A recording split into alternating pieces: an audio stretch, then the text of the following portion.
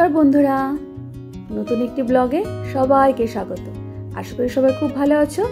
আমিও মোটামুটি ভালো আছি। ওই যে বলেছিলাম ঠান্ডা লেগেছে, জ্বর হয়েছে। তো দেখো, যতই ঠান্ডা লাগুক জ্বর হোক, সংসারের কাজ তো আর থেমে থাকে না, বসেও থাকে না, ওটা কিন্তু করতেই হবে। হ্যাঁ, তোমাদের দাদাভাই খুব হেল্প করে, তোমাদের ছোট পাপাটাও খুব হেল্প করে, এর জন্য সবকিছু করে উঠতে পারি। আজকে সারাটা দিন খুব ব্যস্ত ছিলাম। কতগুলো দিন এত বৃষ্টি হয়েছে যে ঠিক করে কাছাকাছি করতে পারিনি, সব জমে গেছে, বিছানাটাও নোংরা হয়েছে। তা দেখতেই পারছো, সব সকালবেলায় একদম তুলে নিচ্ছি। ওরা ঘুম থেকে উঠে গেছে, ফ্রেশ হয়ে গেছে। আর সত্যি কথা বলতে আমি ওদের অনেক আগে উঠেছি, উঠে যেগুলো এতদিন জমা ছিল না, মানে ধুতে পারছিলাম না বৃষ্টির কারণে, সেগুলো সব ধুয়ে রেডি করা আছে। জাস্ট তোমাদের দাদাভাইকে এগুলো মেলে দেবে, এটা হেল্প ও করে। তা ওরা তখন শুয়েছিল, তখন আমি সব কিছু কাছাকাছি করে ফেলেছি, সেটা আর শেয়ার করা হয়নি তোমাদের সঙ্গে। ওরা ঘুম থেকে উঠেছে, এবার ঘরে এসে চাদরটাও তুলে নিচ্ছি, এটা পরের দিন কাচবো। আজ আর কাছাকাছি নয়, কারণ যখন কাছাকা হয়ে গেছে, আমাদের দাদাভাই মেলে দিয়ে এসেছে, তারপরেই মেঘ এইভাবে বৃষ্টি নামে। এখন আবার যদি কাচতে যাই, হয়তো ধরো এগুলো শুকালোই না, টেনে নিয়ে বেড়াতে হবে। এই জন্য ওগুলো রেখে দিয়েছি, আজকে আর কাচলাম না। তারপরে একটু ঘরটাকে ভালো করে একটু পরিষ্কার করে নিচ্ছি। জাস্ট ধুলো পড়েছে তো, প্রতিদিন আমি একটু একটু করে যেহেতু করতে থাকি, সেমন একটা ধুলো কিন্তু পড়ে না। তো এই কম্পিউটারটা আনা হয়েছে, এটা এখন একটা কাভার দিতে হবে। তখন দাদাভাই বলছিল যে একটা ভালো কিছুতে কাপড় দিয়ে ঢেকে দিও, মানে কালো জিনিস তো ধুলো পড়লে বেশ ফুটে ওঠে।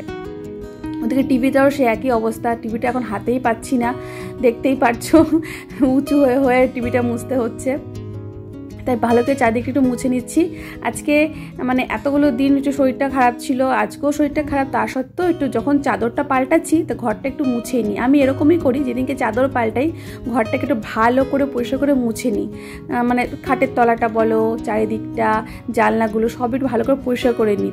তাহলে কি, ওই যে বছর শেষে সবাই ডিপ ক্লিনিং করে না, ওটা করতে হয় না।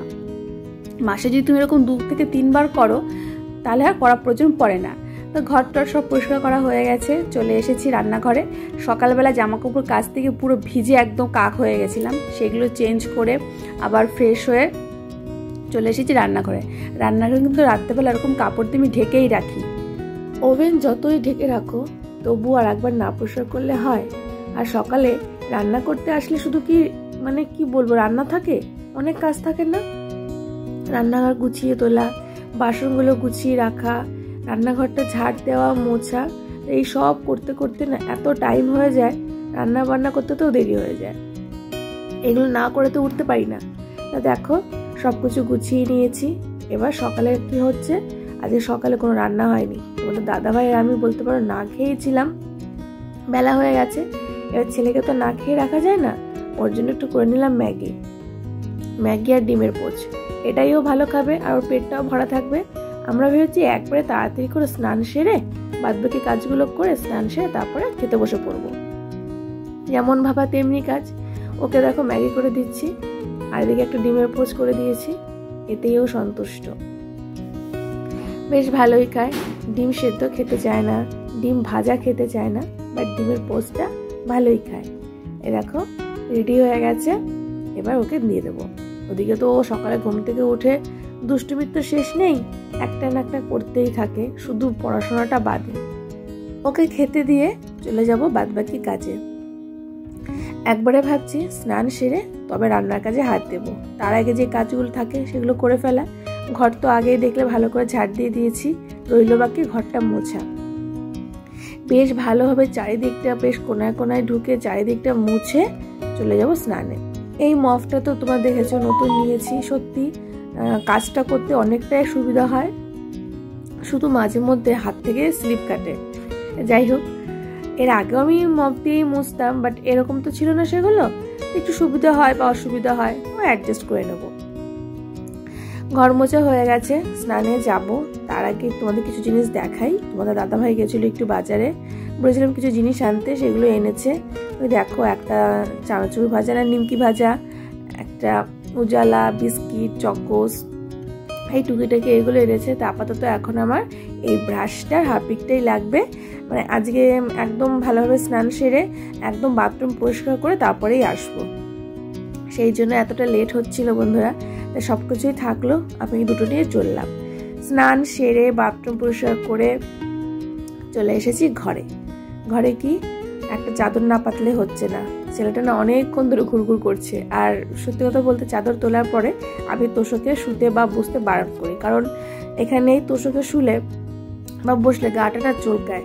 যতই তোষক তুমি পরিষ্কার করে রাখো, একটা ধুলো ধুলো ভাব থাকে না তুলোতে, কারণ তোষকে তো ভালো তুলো দেওয়া হয় না, সেই কারণেই বোধহয় এটা হয়। তো ভালো করে বিছানাটা গুছিয়ে নিচ্ছি। আজকে সাদা চাদর না, চাদরটা একটু অফ হোয়াইট। তো কেমন লাগছে অবশ্যই জানিও।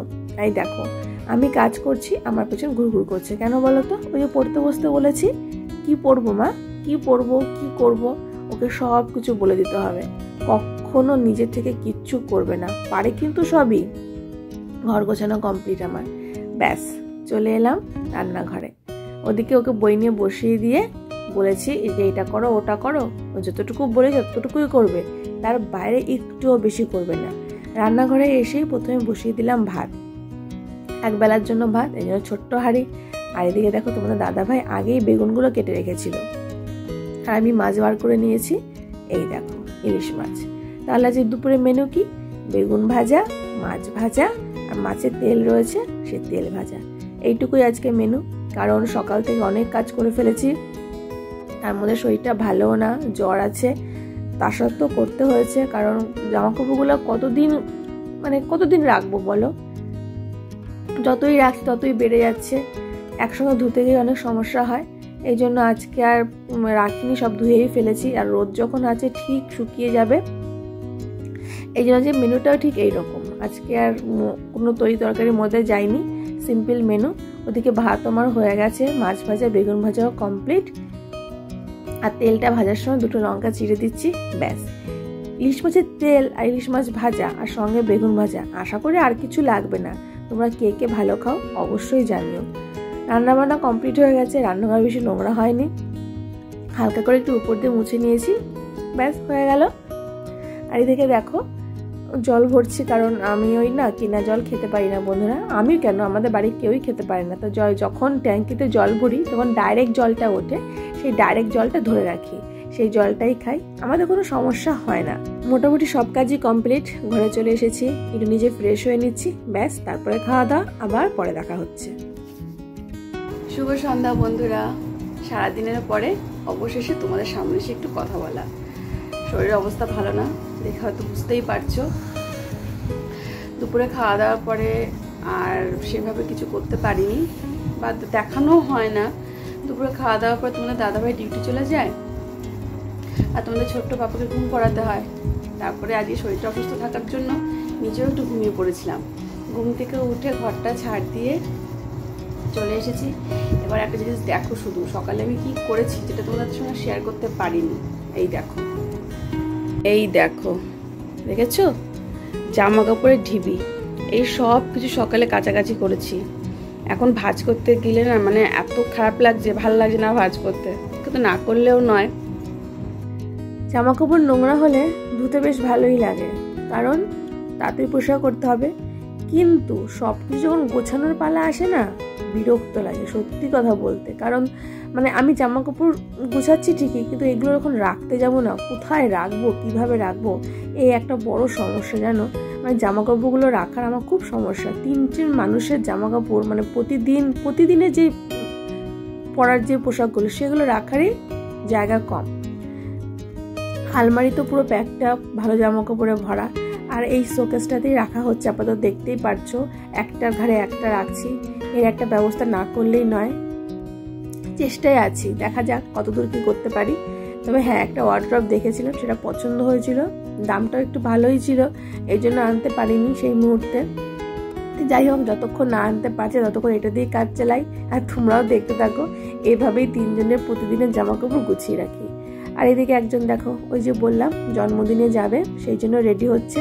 ওদিকে ওর ঠাম্মি রেডি হচ্ছে, এদিকে ওকে আমি রেডি করছি। কিন্তু কাকে রেডি করছি দেখো, তার চোখ কোন দিকে, টিভি।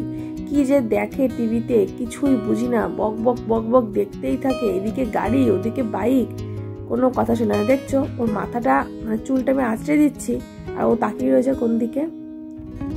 আবার কি বেরানোর আগে একটু পারফিউম না দিলে নয়, মা একটু দাও, ওইভাবেই। তারপর বলছি একটু দাঁড়াতে, ওই দেখো দাঁড়িয়ে আছে, দেখেছো? ওরা চলে গেছে নেমন্তন্ন বাড়িতে, আর সামান্য কিছু কাজ বাকি। অনেক দিন ধরে তোমাদের দাদা ভাইয়ের এই জামাগুলো আমি প্রেস করছি না, সময় করে উঠতে পারি না, নিজেই করে নেয়। তা ভাবলাম আজকে যখন বিকালে ছেলেটা নেই, তাহলে একটু ফাঁকাই আছি, এটা করে ফেলি। তাই আজকে দুটো জামা প্রেস করে রাখবো, বাদবাকিগুলো পরেই করব।